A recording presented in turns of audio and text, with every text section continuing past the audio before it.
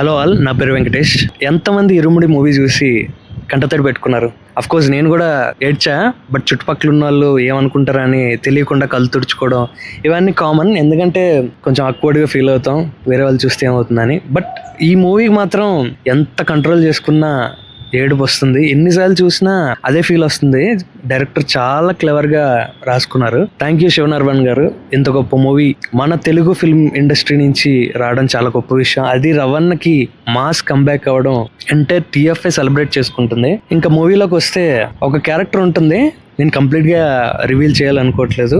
First time చూసినప్పుడు అంత తెలియలేదు. సెకండ్ టైం చూసిన తర్వాత సెకండ్ హాఫ్ లో స్టోరీ మొత్తం మారిపోవడానికి కారణం ఆ క్యారెక్టరే. మాల తీసి తప్పు పని చేస్తాడు, మళ్ళీ మాల వేసుకొని కంటిన్యూ అవుతాడు. మనం ఫస్ట్ టైం చూసినప్పుడు నేనైతే అబ్జర్వ్ చేయలేదు, ఓకే ఆ క్యారెక్టర్ వల్ల జరిగింది ఇదంతా అని అనుకున్నా. కానీ సెకండ్ టైం చూసినప్పుడు అరే ఈ సీన్లో మాల తీసింది కదా అంటే ఆల్రెడీ పర్సన్ ఫిక్స్ అయిపోయాడు. మనకు అది చూపించలేదు, అది క్లవర్ రైటింగ్ అని అనిపించింది నాకు సెకండ్ టైం చూసినప్పుడు. అండ్ రవణ అంత మాస్ హీరోని కనీసం ఒక ఎలివేషన్ లేకుండా ఒక కామన్ మ్యాన్ గా చూపించడం అనేది మామూలు విషయం కాదు. అండ్ అలాగే రవణకి ఒక వీక్నెస్ ఉంటుంది, అది పాజిటివ్ మోడ్లోనే. సో దానివల్ల సెకండ్ హాఫ్లో తన ఫ్యామిలీ మెంబర్స్ కానీ తన అనుకునే వాళ్ళు కానీ ఎఫెక్ట్ అవుతారు. సో అది చాలా క్లవర్గా రాసుకున్నారు. ఇంకా రవణ గురించి ఏం చెప్పినా తక్కువే. తెలుగు ఫిల్మ్ ఇండస్ట్రీలో ఒకప్పుడు సైకో మూవీస్ కానీ అండ్ అలాగే సాడ్ ఎండింగ్ మూవీస్ కానీ ఇవన్నీ హిట్ అవ్వడం చాలా కష్టం. చాలా రేర్ కేసులో హిట్ అయ్యేవి. Most of the time flop అయిపోయేవి. ఒకవేళ ఆడినా ఎవరికి తెలిసేది కాదు. Most of the cases positive ending, happy endings ఉండే మూవీసే ఎక్కువగా ఫ్యామిలీ మెంబర్స్ వెళ్ళేవాళ్ళు. ఎందుకంటే అప్పట్లో పేరెంట్స్ బాగా ఎక్కువ మూవీని ఎంజాయ్ చేసేవాళ్ళు. ఇప్పుడు ఓటీటీకి వచ్చాక చూద్దాంలని రిలాక్స్ అయిపోతున్నారు.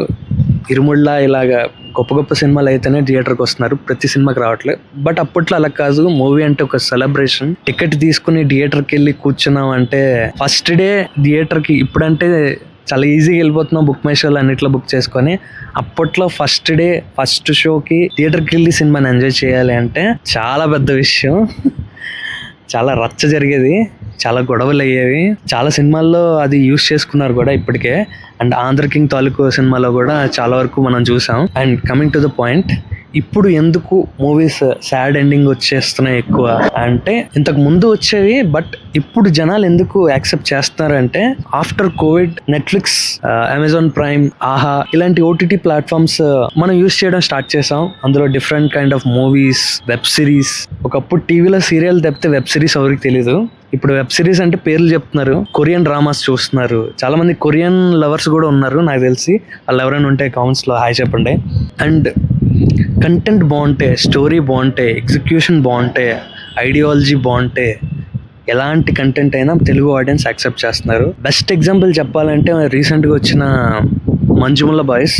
ఒక హీరోయిన్ ఉండదు, ఒక సాంగ్ ఉండదు, కానీ సినిమాని ఎంత ఆదరించారో మీ అందరికీ తెలుసు. కానీ మన తెలుగు ఫిల్మ్ ఇండస్ట్రీకి వచ్చేసరికి ఇలా పుల్లలు పెడుతున్నారు.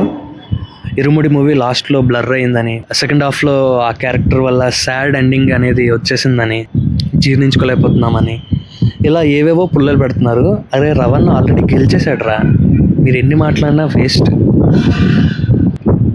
ఇలానే చేసుకుంటూ పోతే మనకుండే ఈ రివ్యూ చెప్పే ఫ్రీడమ్ కూడా పోతుంది నాకు తెలిసి. ఎందుకు అంటే అన్నెసెసరీ థింగ్స్ డిస్కస్ చేస్తున్నారు ఛాన్స్ ఉంది కదా అని. దానివల్ల ఏమవుతుందంటే మనమే తెలిసి తెలియకుండా మూవీని చంపేస్తున్నాం, లైఫ్ స్పాన్ని. ఒక మూవీ వచ్చి 100 రోజులు ఆడే రోజుల నుంచి ఒక మూవీ వచ్చి 1 నెల తర్వాత ఓటీటీకి వచ్చేస్తుంది. సో అంటే మూవీ ఈజీగా మనకి అందుబాటులోకి వచ్చేసింది. మూవీ చూడడం అనేది మన ఫింగర్ టిప్స్కి వచ్చేసాయి. ఇప్పుడు రివ్యూ చూసి మూవీ ఎందుకు చూస్తున్నామంటే, 3 గంటలు ఒక వరస్ట్ సినిమా మీద టైం వేస్ట్ చేయడం ఎందుకు అని రివ్యూస్ చూస్తున్నాం. కానీ రివ్యూస్ చెప్పేటోళ్ళు నోటుకొచ్చినట్టు వాడుతున్నారు. దానివల్ల మంచి సినిమాలు థియేటర్లో సరిగ్గా ఆడట్లేదు. అండ్ రిలీజుల పుణ్యమా అని పూర్వకాలపు వైభవం వస్తుంది. బట్ చిన్న సినిమాలు, కంటెంట్ బేస్డ్ మూవీస్కి అది ఎఫెక్ట్ అవుతుంది. సో అది కూడా మనమే ఎంతో కొంత జాగ్రత్త పడాలి. సో ఏదైనా మనం వింటేనే చెప్పేవాడు ఎవడైనా మాటలు చెల్లుతాయి. సో ఐ హోప్, నాకు తెలిసి మీరు ఇరుముడి మూవీ చూసుంటే ఈ సెకండ్ హాఫ్ అనేది ప్రాపర్ జస్టిఫికేషన్ కాదు అని, లాస్ట్లో బ్లర్ అయింది అయినా ఫస్ట్ టైం మూవీ చూసినప్పుడు హీరో రవణనే సగం చూసి మనం ఉండిపోతాం.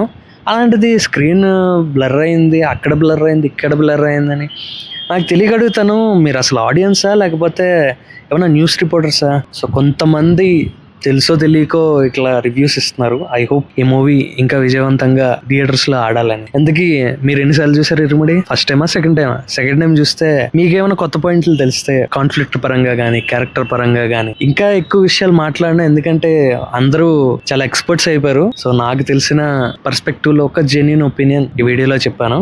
అది భయ్యా ఈరోజు ముచ్చట్లు. మళ్ళీ వచ్చే వారం కలుద్దాం. అంతవరకు లైక్, షేర్, సబ్స్క్రైబ్ చేయండి కంటెంట్ నచ్చితే. ఉంటా మరి.